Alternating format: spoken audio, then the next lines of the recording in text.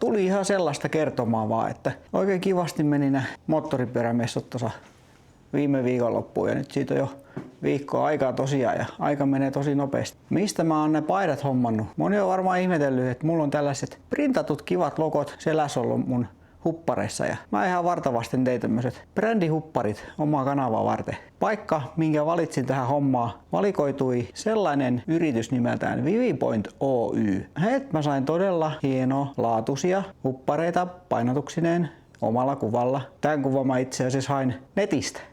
Ihan tekoälyllä kuule tuotin tommosen kuvan itse ja lähettelin sinne Vivipointtiin sitten tosiaan sähköpostia ja kyselin, että miten mahtaa onnistua tommosen tekoälykuvan kautta luotu painotus omaan paitaan ja huppariin ja kaiken näköiseen, mihin ikinä haluakaan. Vivipointille vaan viestiä, sähköpostia ja heiltä hommat hoituu. Heiltä saa hyvää lappua, lippua, tarraa ja painotuksia vaikka paitaa omaan kuvalla tai vaikka ostat pelkän blankko huppari sieltä.